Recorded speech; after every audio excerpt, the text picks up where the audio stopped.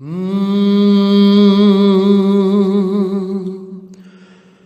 साहिब कबीर दे लड़ लगया, मैं साहिब कबीर दे लड़ लगया, मेरे तो गम परे रहंदे। मैं साहिब कबीर दे लड़ लगया, मैं साहिब कबीर दे लड़ लगया, मेरे तो गम परे रहंदे।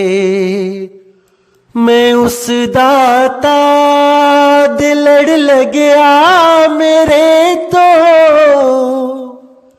जम परे रहंदे। मैं उस दाता दे लड़ लगया, मेरे तो जम परे रहंदे। मैं साहिब कबीर दे लड़ लगया, मेरे तो गम परे रहंदे, मेरे तो गम परे रहंदे, मेरे तो गम परे रहंदे।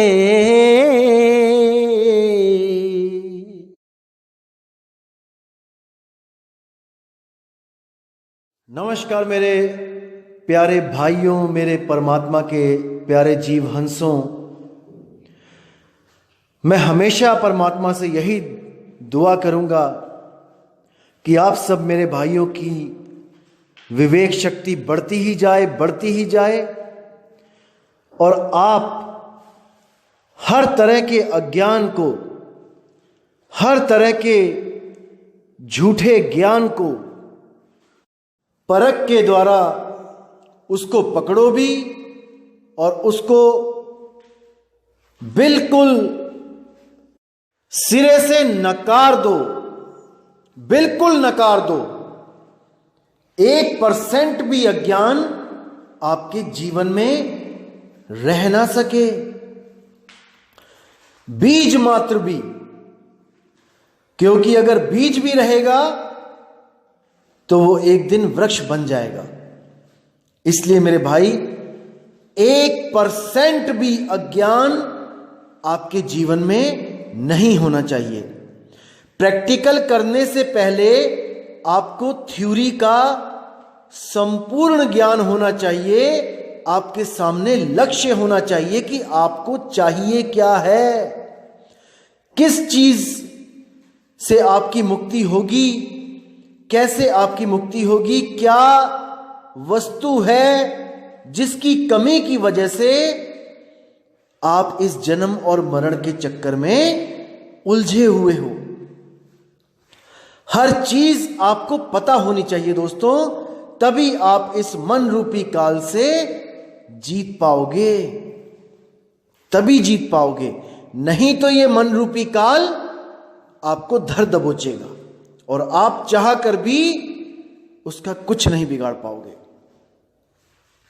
तो दोस्तों, आज 2-3 दिन से मुझे काफ़ी लोग, मेरे भाई मुझे लिंक भेज रहे थे किसी चैनल, यूट्यूब चैनल का, कि भाई उस भाई ने बड़ा अच्छा खुलासा किया है 2 अक्षर का, और बिचली पीढ़ी हंस के बारे में बताया है, और 33 अरब ज्ञान के बारे में बताया है, शर अक्षर नि अक्षर के बारे में बताया है। तो हमें भी इसके बारे में कुछ खुल के बताइए कि क्या है ये सब। दोस्तों, ये चीज़ें मैंने बिल्कुल लास्ट में क्लियर करनी थी, लेकिन आप लोग ने इतनी अरदास करी, इतना अपने जोर डाला कि इन चीज़ों को क्लियर करें, इसलिए मुझे अभी समय से पहले ये क्लियर करना पड़ रहा है। लेकिन चलो, जो चीज़ें मैंने सीरियल वाइज बतानी है वो तो मैं बताता ही रहूँगा। मैं आज इस भ्रम को तोड़ देता हूँ आपके, कि जैसे इन लोगों ने बताया कि 33 अरब ज्ञान हम भाखा, यानी 33 अरब दोहे बोले कबीर साहब ने, और एक दोहा बोलने में 10 सेकंड लगते हैं, और कैलकुलेटर लेके बैठ गए ये भाई लोग हिसाब किताब लगाने की कबीर साहब की 120 साल की उम्र में वो कितने दोहे बोल सकते हैं 10 सेकंड पर दोहे के हिसाब से।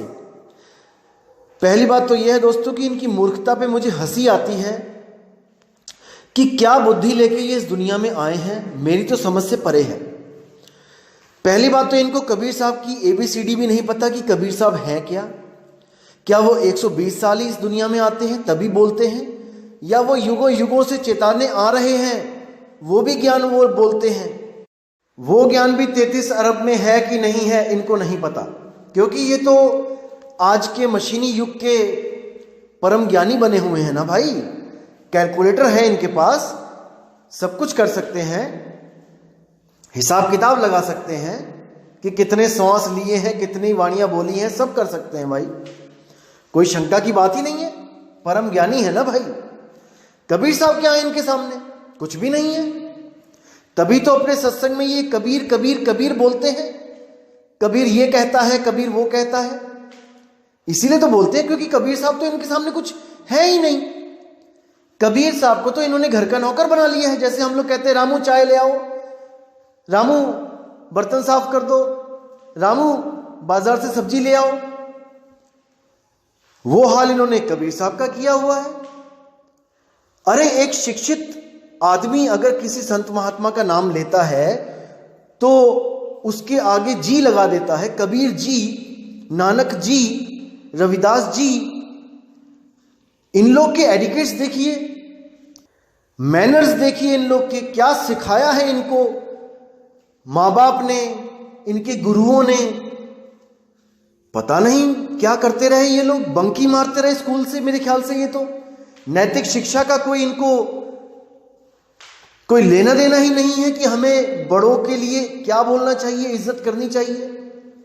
वो भी ऐसे संत जिनके आगे दुनिया नतमस्तक है।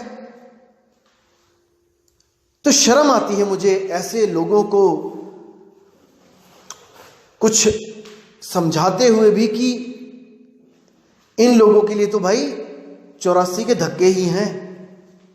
बहुत सोच समझ के ऐसे लोगों के लिए 84 में जो जूनें बनाई गई हैं, जो नॉर्मल जून नहीं होती हैं, जिसमें चाबुक खाने पड़ते हैं, जैसे घोड़े की जून है, सवारियों को भी ढोता है पूरा दिन और रूखी सूखी घास खाता है और पीछे से पड़ते हैं चाबुक। ऐसी कुछ स्पेशल जूनें इन लोगों के लिए बनाई गई हैं। और इंतजार करो, आप लोग इंतजार करो, हर चीज समय पे होती है और जरूर होगी, आप फिक्र मत करो। आपने जितना उल जुलूल बोलना है संतों के लिए बोलते रहो, कोई मनाही नहीं है, कोई मनाही नहीं है इस दुनिया में, सब फ्री हैं, कुछ भी बोल सकते हैं, बोलने की आजादी है, कोई बात नहीं। तो दोस्तों आज बात करेंगे 2 अक्षर की। जैसे ये लोग अपनी वीडियोस में बोलते हैं कि पहली बात तो ये मदन साहिब की साखी नहीं है, जैसा कि आप सबको पता चल चुका है कि ये मदन साहिब की साखी है। तो ये लोग क्या बोल रहे हैं अपनी वीडियोस में, मैंने देखी थी इनकी वीडियो, ये कह रहे हैं कि पहली बात तो ये मदन साहिब की साखी नहीं है, ये उन्होंने उसको मॉडिफाइड किया है, कॉपी पेस्ट किया है। जितनी बुद्धि होगी उतना ही बात करेगा इंसान, ये तो मुझे पता ही है और आपको भी पता है। जिस लेवल की परमात्मा ने उसको बुद्धि दी है उतनी ही यूज करेगा। आपके पास 100 रुपए है तो किसी भिखारी पे दया भी ज्यादा करोगे तो कितना करोगे? 100 से ऊपर तो दे नहीं सकते, क्योंकि उतना उससे ज्यादा है ही नहीं, कैसे दोगे? तो इन लोगों ने क्या किया, इन लोगों ने बोल दिया कि मदन साहिब ने ये बाणी चुराई है। कहने का मतलब चुराई हो गया। अब इन लोग को कौन समझाए कि भाई परमात्मा जब एक है और परमात्मा जिसको भी मिला है, जिसको भी परमात्मा का साक्षात्कार हुआ है, उसकी वाणी सेम ही होगी, बिल्कुल सेम होगी। जिसने कभी देखा ही नहीं है जिसने कभी उसको जाना ही नहीं है, जिसको कभी वो मिला ही नहीं है, उसकी तो कोई वाणी भी नहीं होगी। अगर मिला होता कोई तो वाणी लिखते ना भाई। तो आज के टाइम में जितने ये स्वयंभू आत्मज्ञानी बने हुए हैं, इनकी ना तो कोई अपनी वाणी है, ना ही इनके पास कोई ऐसा प्रूफ है ज्ञान का कि भाई जिस रास्ते पे मैं चल रहा हूं वो रास्ता ठीक भी है कि नहीं। ना तो ये कोई प्रूफ दे सकते हैं। जो दो चार प्रूफ देंगे वो भी गीता से उठा के एक आधा श्लोक बता दिया, कबीर साहब की वाणी से उठा के कोई शब्द बता दिया, वो भी केवल इसलिए कि इनको ये प्रमाणित करना है क्योंकि इनके पास आत्मज्ञान है भाई। और जिन लोग की ये बात करेंगे, जिनकी वाणियां रखेंगे अपने सत्संग में खुद को सही प्रूफ करने के लिए, उन्हीं को अज्ञानी बता देंगे कि कबीर साहब की वाणी तो मैं ले रहा हूं, देखो मेरे ज्ञान से मैच कर रही है, लेकिन कबीर साहब भी अज्ञानी थे। ये तो अज्ञानतावश वाणी लिख गए, उनको पता थोड़ी नहीं था सत्य का, वो तो गलती से लिख गए, सत्य निकल गया उनके मुंह से गलती से। तो ऐसी बातें करके ये लोग भ्रमित करेंगे। तो मुद्दे पे आते हैं दोस्तों। इन्होंने क्या बोला कि सोई गुरु पूरा कहा है, 2 अक्षर का भेद बताएगा। मतलब पहले तो इन्होंने बोल दिया कि ये वाणी ही गलत है, क्योंकि 2 अक्षर तो 52 अक्षर ही होते हैं। 52 अक्षर को ही बोला इन्होंने कि 2 अक्षर तो 52 अक्षर होते हैं, और 52 से परे वो निअक्षर होता है, तो वाणी गलत है। यहां पे होना चाहिए था सोई गुरु पूरा कहा है, जो 2 अक्षर का नहीं बोलना चाहिए था, यहां बोलना चाहिए था 1 अक्षर और 1 नी अक्षर का भेद बताए। अब इनकी बुद्धि का मैं क्या करूं, क्या बोलूं इनको, मैं तो समझ में नहीं आता है। खैर, इनके जो भ्रम है वो खत्म कर दिए जाते हैं, सत्संग में सब बताया जाएगा। ये भी सुन रहे होंगे तो अच्छी तरह समझ लो भाई। पहले अच्छे चेले बन जाओ, गुरु बाद में बन लेना। भ्रमित इंसान लोगों को भ्रमित ही कर सकता है। पहले पूर्ण हो जाओ, तब लोगों को पूर्ण करो। अक्षर का क्या मतलब होता है? अक्षर का मतलब होता है अविनाशी, और 1 अक्षर का मतलब होता है 52 अक्षर। गूगल में सर्च करो मीनिंग ऑफ अक्षर, आपको वहां पर 2 तरह के अक्षर दिखाई देंगे जो अर्थ में आएगा। एक तो आएगा अल्फाबेट्स 52 अक्षर, और एक आएगा अविनाशी अक्षर आत्मा। इसी अक्षर में दोनों तरह के अक्षर आ गए हैं, और यही वो 2 अक्षर हैं जिसका भेद बताया जाता है कि 52 अक्षर को छोड़ना है, उस अविनाशी अक्षर को पकड़ लेना है जो आप स्वयं हो, यानी कि अपने स्वरूप में स्थित हो जाना है।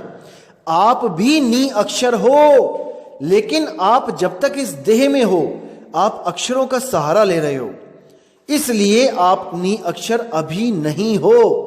जब आप उस नी अक्षर अवस्था को प्राप्त करोगे जो देह से परे है, तब आप ही नी अक्षर हो जाओगे। इसको समझ लो अच्छी तरह,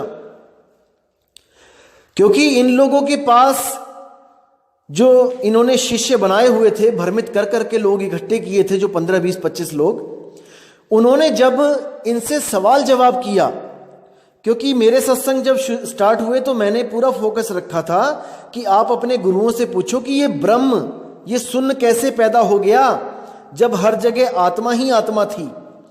तो जब इनके आप पहले सत्संग सुनना शुरू वाले, तो इन्होंने हमेशा फोकस रखा कि आत्मा ही सबसे बड़ा है, आत्मा से बड़ा कुछ नहीं है, आत्मा ही अविनाशी है, बाकी कोई अविनाशी नहीं है, सब मर जाते हैं। देखना, आप सुनो इनको, पहले दूसरे तीसरे सत्संग सुनो इनके।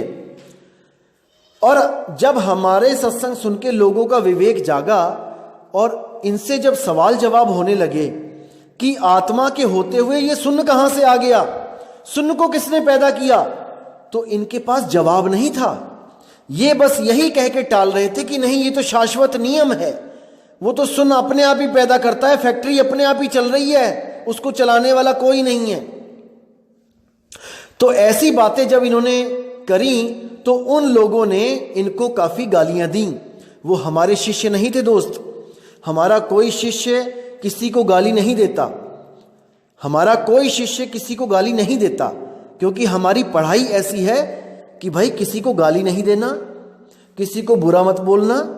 हाँ, ज्ञान अज्ञान की लड़ाई युगों युगों से होती आई है, इसमें पीछे भी मत हटना, क्योंकि सत्य को सामने रखना ही एक शूरवीर संत का, एक शूरवीर भगत का काम है। उस सत्य को आगे रखना, असत्य के आगे घुटने कभी मत टेकना।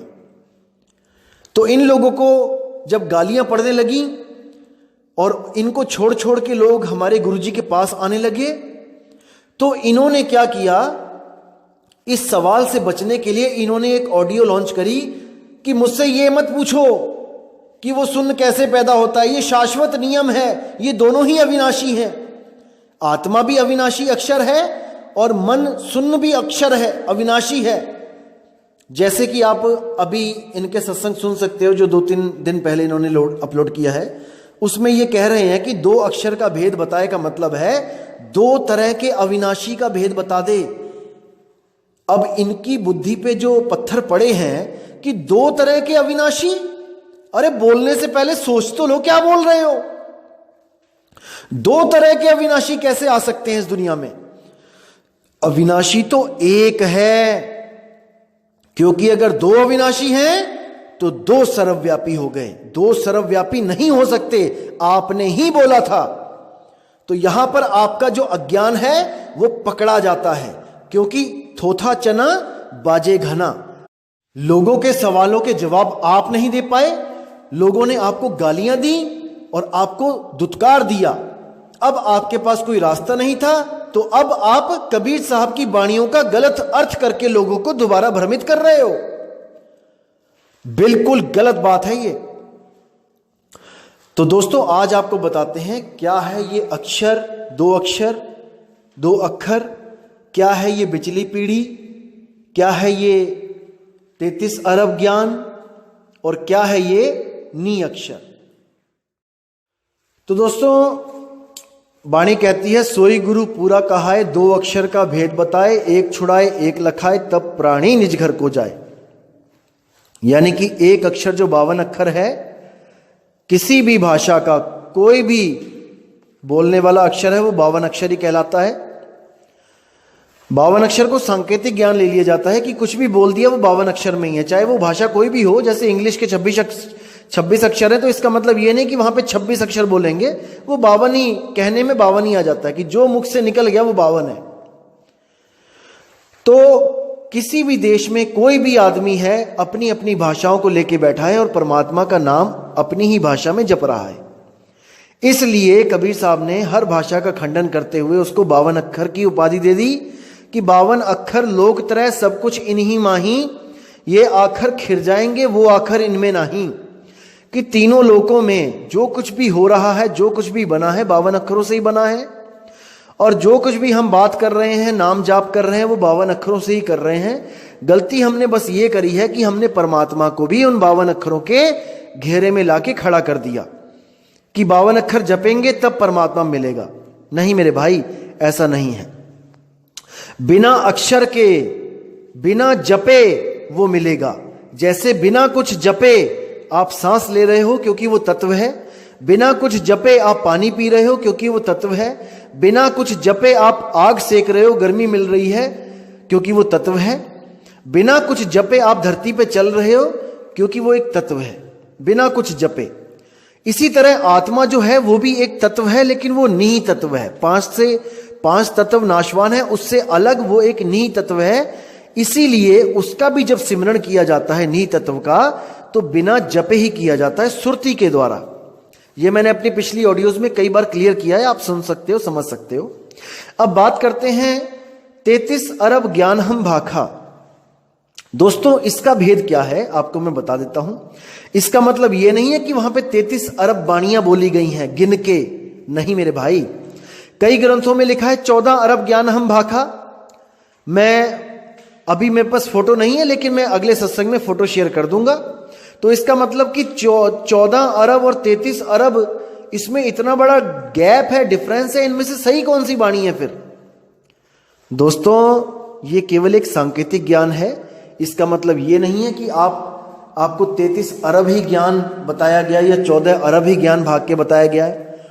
और ये जो अज्ञानी गुरु बने हुए हैं, ये स्वयंभू आत्मज्ञानी, ये कैलकुलेटर निकाल के एक बाणी बोल के 10 सेकंड प्रूफ करके कि 10 सेकंड में एक बाणी बोली है और उसके हिसाब से 120 साल कबीर साहब रहे हैं, वो कैलकुलेट करके बताते हैं कि 120 साल में तो 33 अरब बाणियां बोल ही नहीं सकता कोई भी।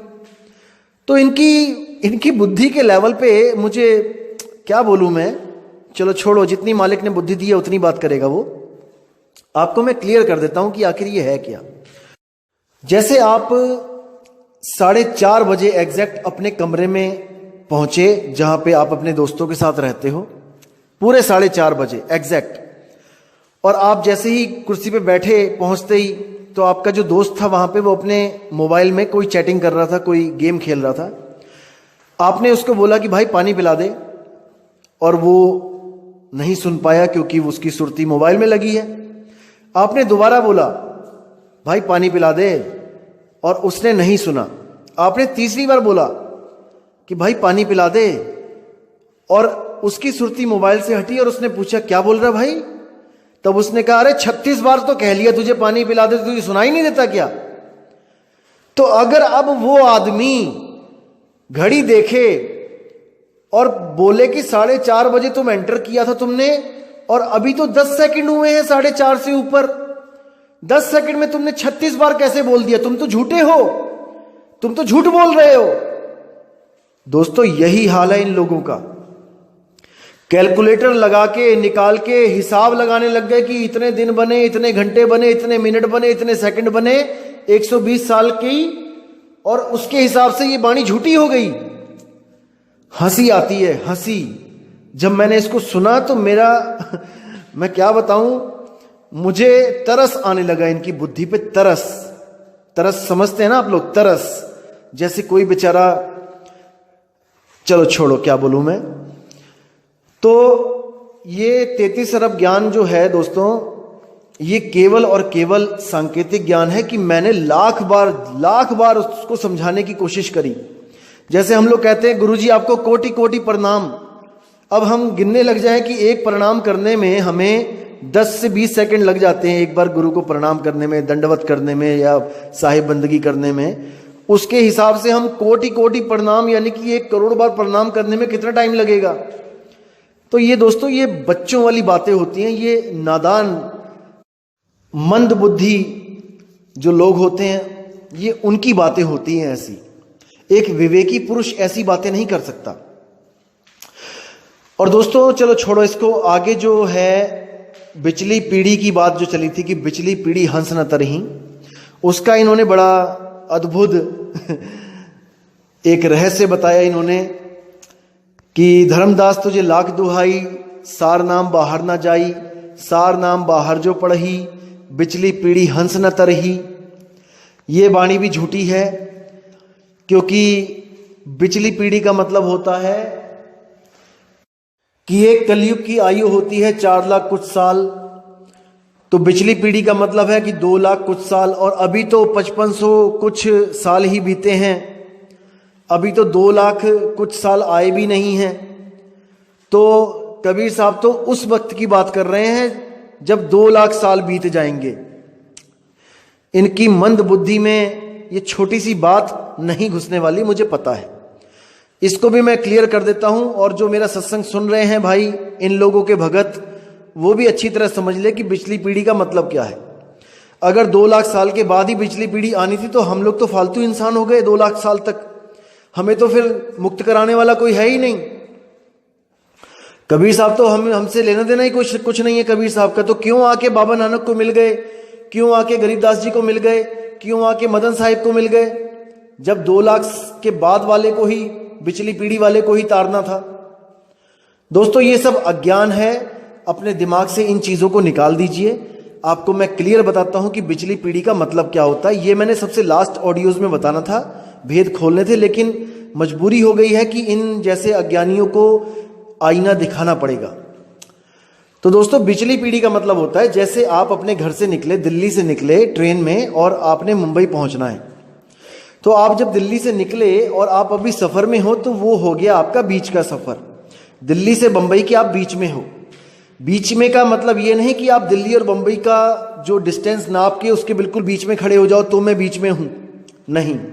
आपको कोई भी, जैसे आप बंबई में जा रहे हो दिल्ली से, तो आपको बंबई से फोन आएगा कि आप कहां पे हो, तो आप क्या बोलोगे, अभी मैं रास्ते में हूं, अभी मैं सफर कर रहा हूं, अभी मैं बीच में हूं, अभी मैं नहीं पहुंचा। इसका मतलब होता है आप बीच में हो, बिचली पीढ़ी हो।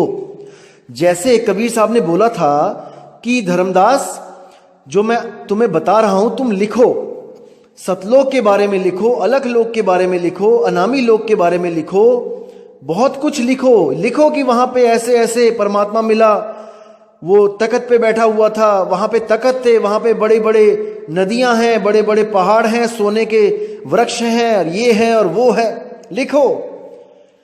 ऐसे ही गरीबदास जी को भी बोला तुम भी लिखो, ऐसे ही बाकी संतों को बोला कि तुम भी लिखो।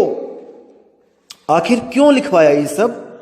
क्योंकि उनको पता था कि काल के दूत आएंगे, मेरे ज्ञान को पढ़ेंगे और वो पंथ चलाएंगे, मेरा नाम लेके पंथ चलाएंगे।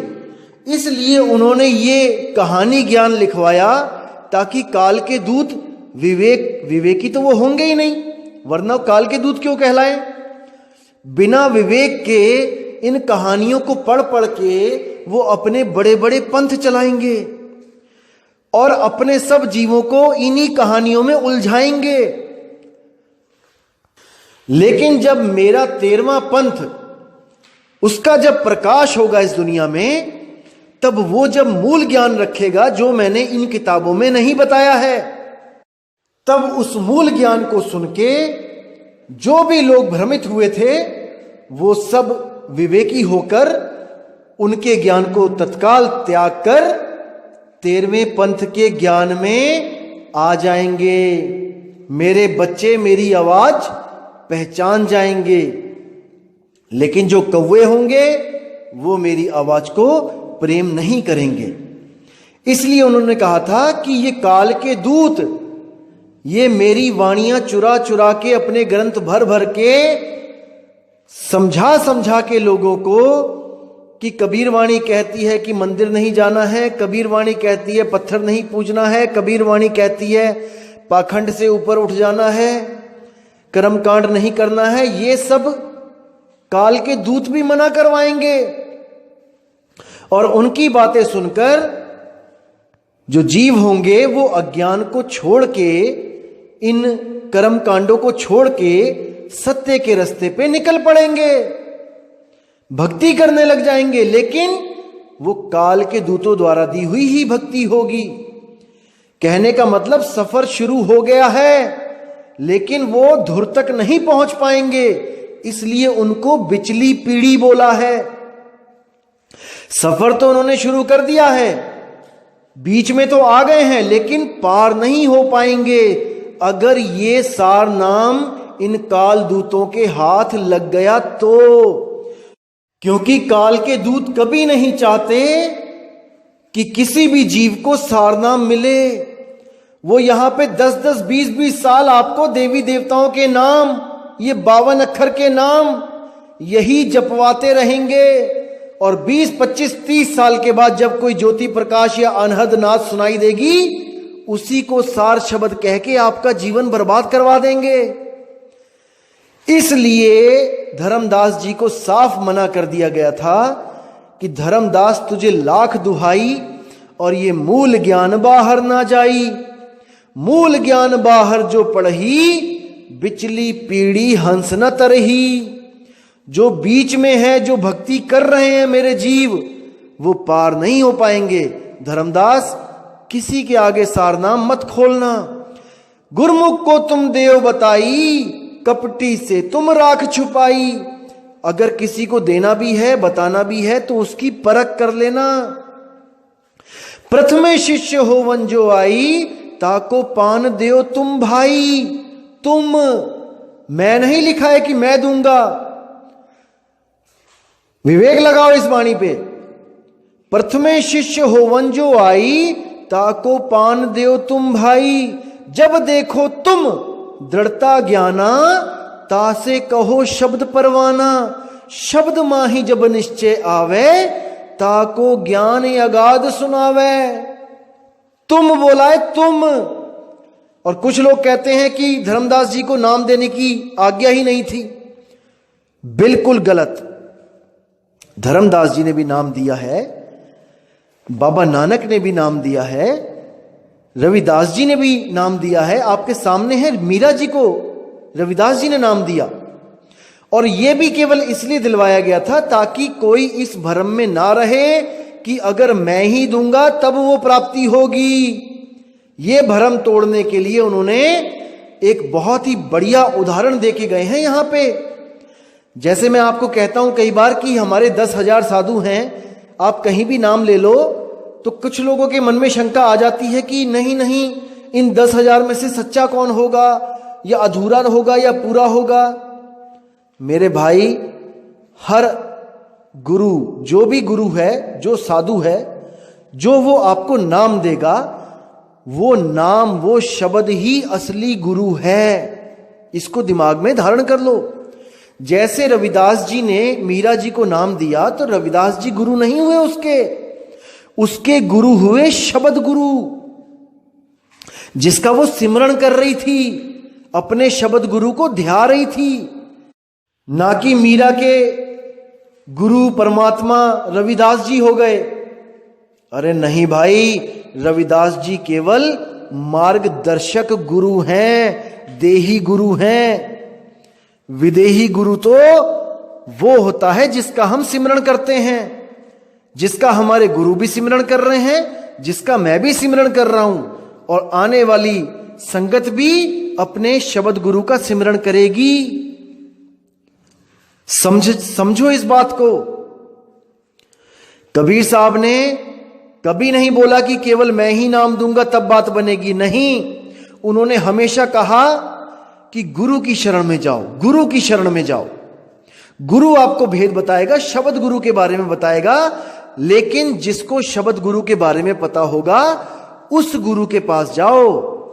कोई 52 अक्षर वाला या कोई श्वासों की जाप वाला या फिर कोई अनहद नाद वाला गुरु, उसके चक्कर में मत पड़ जाना। ऐसे गुरु के पास जाओ जो आपको शब्द का भेद बताए, वो शब्द जो अक्षरों में नहीं है। तो दोस्तों, ये पिछली पीढ़ी का भी राज आपको मैंने बता दिया है ताकि कल को कोई आपको भ्रमित ना कर सके। और देखो कितनी परमात्मा की दया है आप सब पे। परमात्मा ने कितना गुप्त पंथ चलाया, कितना बड़ा पंथ चल रहा है गुप्त तरीके से। किसी को पता ही नहीं कि मदन साहिब भी कोई संत है। आज दुनिया जाग रही है, कभी नाम ही नहीं सुना था मदन साहिब का। सब संतों का नाम सुन लिया, आजकल के पाखंडी संतों का भी नाम सुन लिया, जो जेलों में धक्के खा रहे हैं उनका भी नाम बच्चा बच्चा जानता है। लेकिन जिसको स्वयं परमात्मा आके मिले, उस मदन साहिब को कोई नहीं जान रहा है। यही वो गुप्त पंथ है जिसके बारे में बताया गया था, मूल ज्ञान तब लग छुपाई, जब लग द्वादश पंथ ना मिट जाई। कि मैं मूल ज्ञान को तब लग छुपा लूंगा जब लग द्वादश पंथ को खत्म नहीं हो जाते, वो तब तक उसको छुपा के रखूंगा।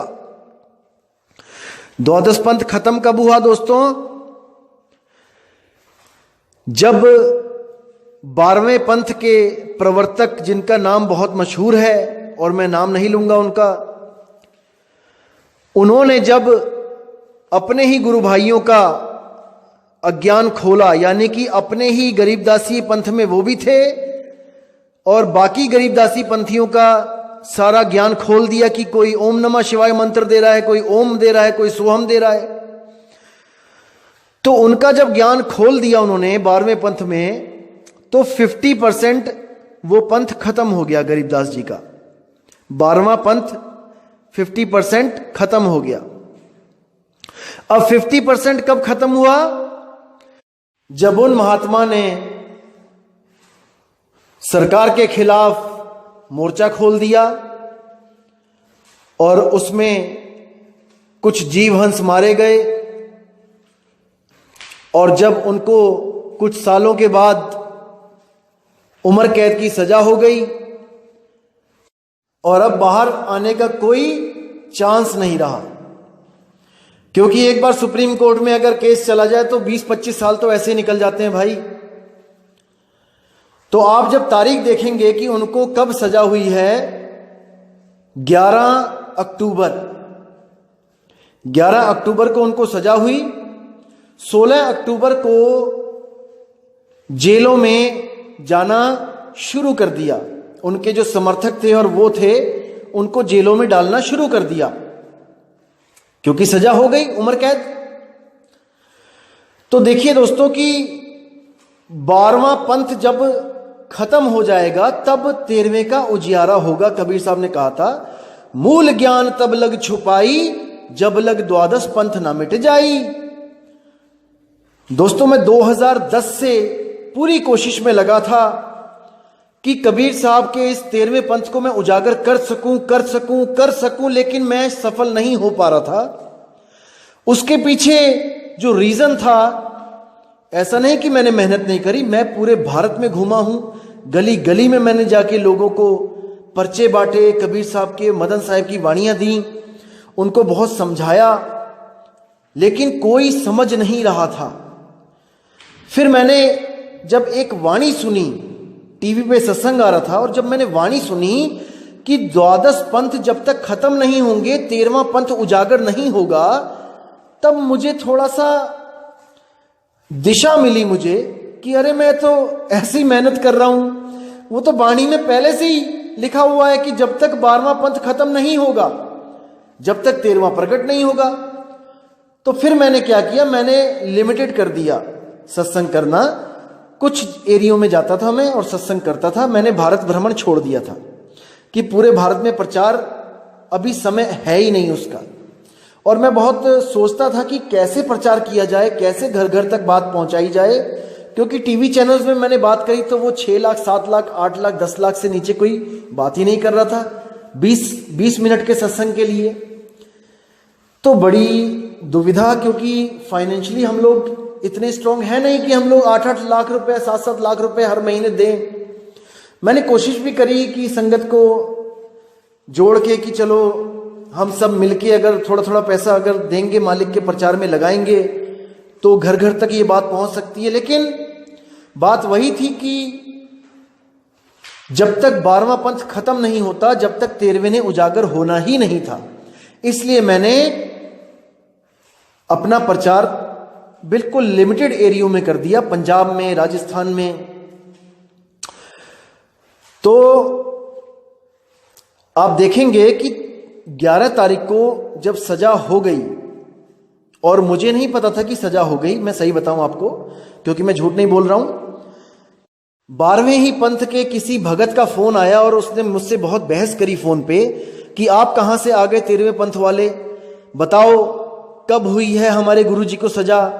और दोस्तों मैं सही बताऊं, मुझे नहीं पता था कि कब हुई है सजा, क्योंकि मैं झूठ नहीं बोल रहा हूं। लेकिन उस भाई ने बहुत ही अच्छा सवाल किया, जो मैं ये देखने में मजबूर हो गया कि देखूं तो सही सजा कब हुई है और ये प्रचार कब शुरू किया है मैंने। दोस्तों मैं खुद हैरान था कि 11 तारीख को सजा हुई है और 13 तारीख को मैंने 13वें पंथ का ही प्रचार शुरू किया है। तारीख भी दोस्तों 13 ही थी, और शुक्र भी मैं उसी का कर रहा हूं कि सब कुछ 13 ही है मालिक। ये जितनी वाणी बोली जा रही है, जितना ज्ञान दिया जा रहा है, ये 13 ही है। 13 तारीख को 13वें पंथ का प्रचार शुरू हुआ, और जिस दिन पहला मूल ज्ञान बोला गया, नामदेव जी की वाणी, ना कहीं गया ना आया, उसी दिन से इन 12वें पंथ के जो हंस थे, लेकिन जो अविवेकी हंस थे, उनको जेलों में जाना पड़ रहा था। जिस दिन हमारा सत्संग शुरू हुआ मूल ज्ञान का, उसी दिन से उन लोगों को जेल में शिफ्ट करने, 16 तारीख को जेल में शिफ्ट करना शुरू कर दिया। देखो परमात्मा की वाणी कितनी अटल है, हम लोगों की सोच से परे है। जो वाणी में लिखा है वो होना ही होना है। और उसमें यह भी लिखा है कि जो 13वां पंथ होगा उसके साथ सब राड़ बढ़ाएंगे, सब उससे लड़ेंगे। दोस्तों आप देख लो कि जब से मैंने सत्संग स्टार्ट किया है, कितने YouTube चैनल आ गए हैं केवल हमारी ही खिलाफत करने। देखिए ये परमात्मा की वाणी है कि ये सब राड़ बढ़ाएंगे, उसको नीचा दिखाएंगे, लेकिन 100 मोमबत्तियां मिलकर भी एक सूरज का मुकाबला नहीं कर सकती मेरे भाई, एक सूरज का मुकाबला नहीं कर सकती। मूल ज्ञान को झूठा सिद्ध करने वाला आज तक इस दुनिया में पैदा नहीं हुआ, क्योंकि ये ज्ञान स्वयं परम पिता परमात्मा का है। ये किसी मनुष्य का ज्ञान नहीं है जिसको आप झूठा सिद्ध कर सको। अभी ऐसी ऐसी वाणियां रखी जाएंगी, गुप्त वाणियां, जो कबीर सागर में लिखी हुई हैं, बीजक में लिखी हुई हैं, लेकिन किसी भी कालदूत को उन वाणियों का अर्थ समझ ही नहीं आ सकता, चाहे 1000 बार पढ़ ले, क्योंकि वो तब तक नहीं समझ में आएगा जब तक आपके पास सार शब्द का भेद नहीं है। क्योंकि सार शब्द का भेद है, तब तो आप एक एक चीज समझ सकते हो कि वाणियों में क्या बोला जा रहा है। जिनको ये भी नहीं पता चल पाया कि परमात्मा का नाम ही सतनाम है, वो उन वाणियों को क्या खोलेंगे जिसमें सुपर कोड लगे हुए हैं, और उन कोड वर्ड्स को एक काल का दूत नहीं खोल सकता, नहीं खोल सकता, जितना मर्जी जोर लगा लेना।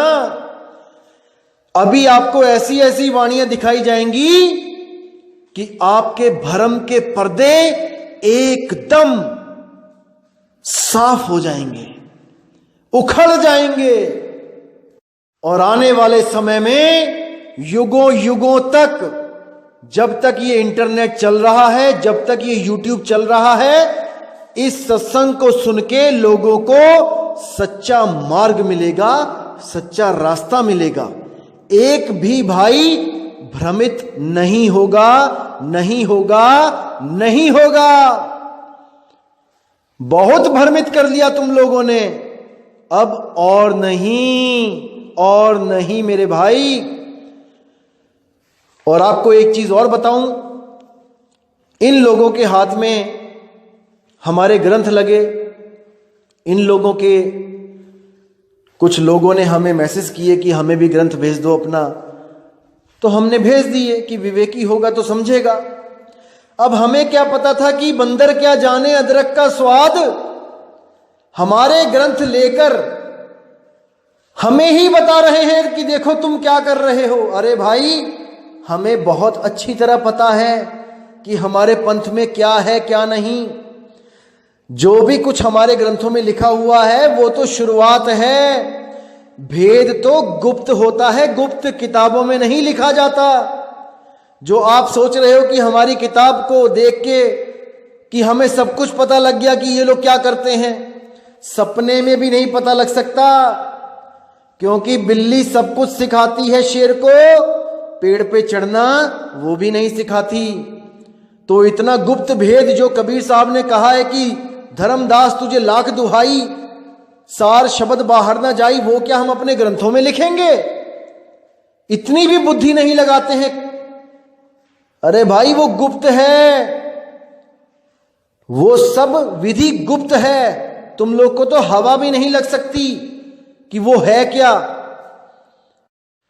वो तब तक नहीं दिया जाता जब तक शिष्य उस लायक ना हो जाए कि उस वस्तु को ग्रहण कर सके। वो अति सूक्ष्म, अति गुप्त भेद है जो ऐसे ही नहीं दिया जाता किसी को भी। राह चलते को कोई नाम लेने आ गया और उसको भेद दे दिया जाएगा, कदापि नहीं। उसके लिए पात्रता होनी चाहिए। वो गुरु देखता है कि शिष्य को कब देना है। कुछ लोग तो ऐसे मिलेंगे आपको दोस्तों, भ्रमित करने वाले, जो कहेंगे कि हम लोग सिर पे सिक्का रखवा के भजन करवाते हैं, ध्यान लगवाते हैं। ऐसी मूर्खतापूर्ण बातें करेंगे कि मैं क्या बताऊं। केवल इसलिए बोलते हैं ये लोग ताकि कोई वहां तक पहुंच ही ना पाए। कोई विचार करे उससे पहले ही उसके दिमाग में ऐसा माइंड सेटअप कर देते हैं कि वो तो ऐसे करवाते होंगे, वो तो वैसे करवाते हैं, वो तो ऐसे करवाते हैं, भरमाने के लिए। दोस्तों, कभी किसी की बातों पे यकीन मत करो। जब तक ना देखो अपनी नैनी तब तक ना मानो गुरु की कहनी। जब तक आपको खुद वो अनुभव नहीं हुआ, आप किसी की बातों में मत आओ। अगर मैं आपके सिर पे सिक्का रखवाऊं तब मुझे बताना कि हां भाई आप झूठ बोलते हो, आपने तो मना किया था। दोस्तों, ये सब आप लोगों को रोकने के लिए, भरमाने के लिए जाल बुना जा रहा है, ताकि आप सब इनके गुलाम बने रहो, आप सत्य के पास भी ना फटक पाओ। कुछ लोग कहते हैं कि हम 10वें द्वार की साधना करवाते हैं। अरे तुम लोग सपने में भी नहीं सोच सकते कि हम कौन से द्वार की साधना करते हैं। कबीर साहब कहते हैं 10वें द्वारा प्राण निकले, राज खानी जाए, कुछ देर राज भोगे, फिर पाछे पछताए। अरे हमें भी पता है 10वें द्वार की साधना क्या होती है। हमें बता रहे हैं कि आप 10वें द्वार की साधना करते हो। अरे भाई, 10हों द्वार नरक भर बूढ़े, तू गंदी को बेड़ो। बीजक पढ़ो, उसमें साफ लिखा हुआ है कि 10हों द्वार नरक भर बूढ़े। जो भी 10हों द्वार की साधना करता है वो नरकों में जाता है। इतना जानने के बाद क्या हम 10वें द्वार की साधना कर रहे हैं?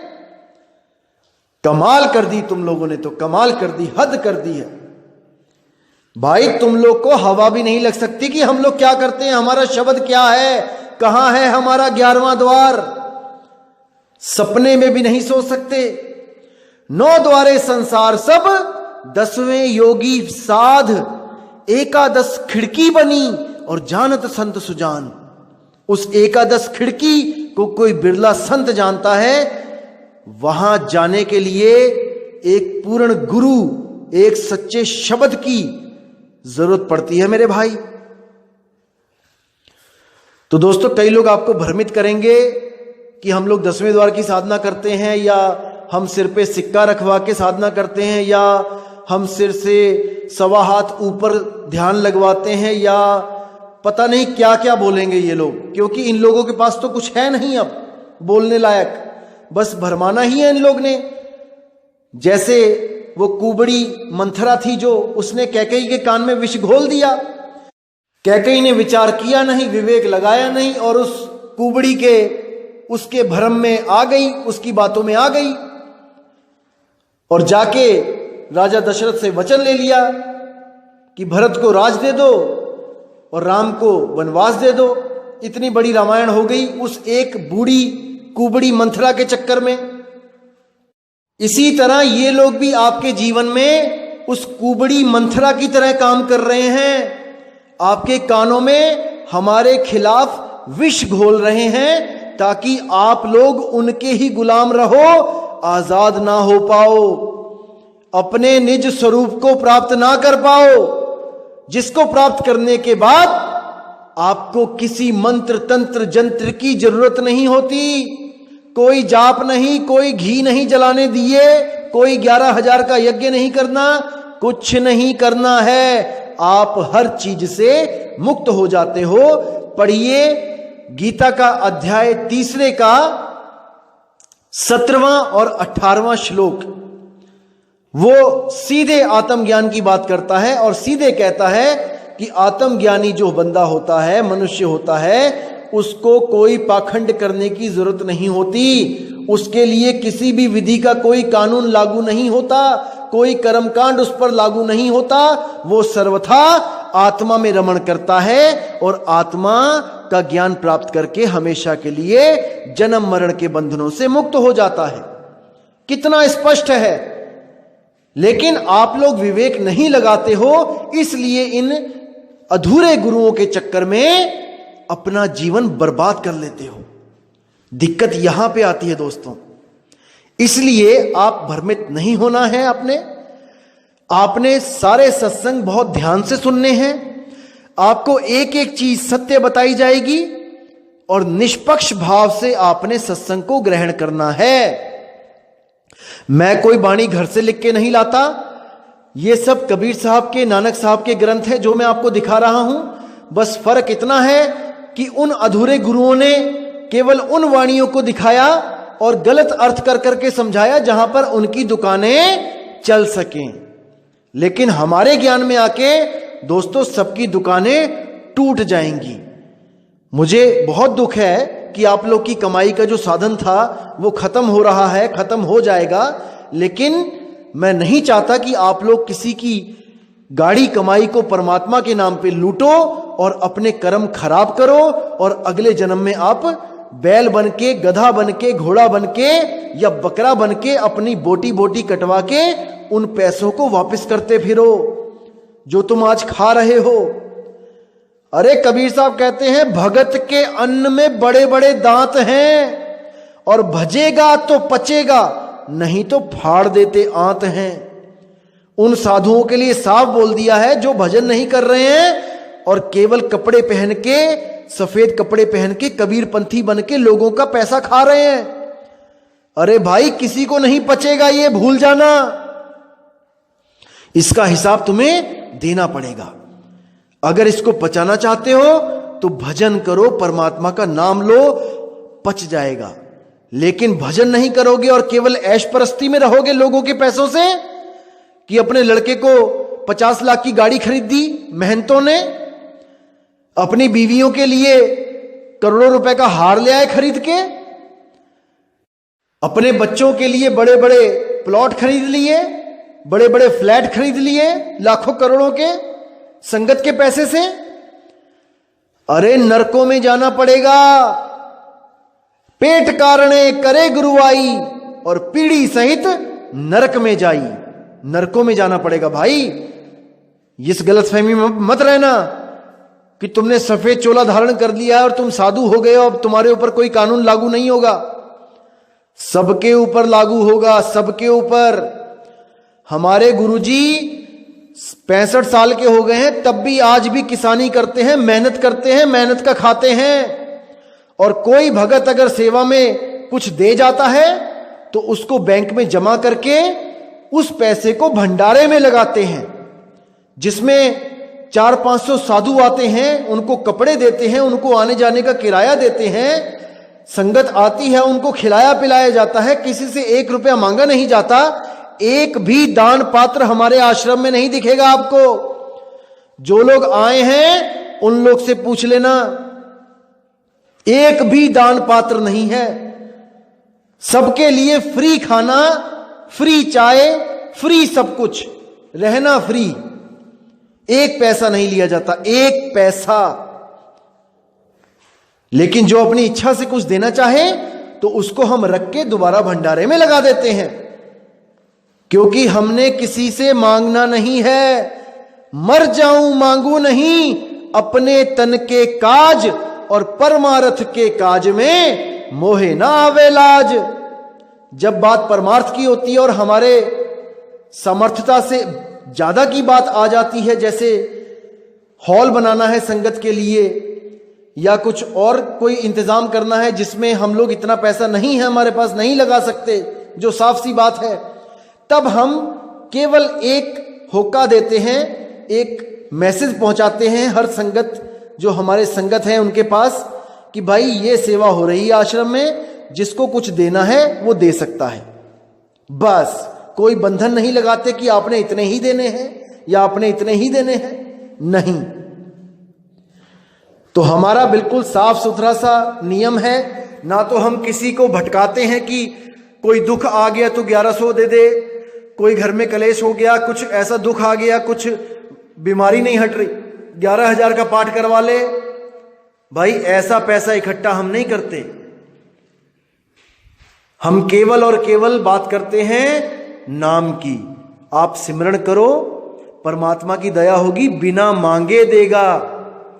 अरे बिन मांगे मोती मिले, मांगे मिले ना भीख,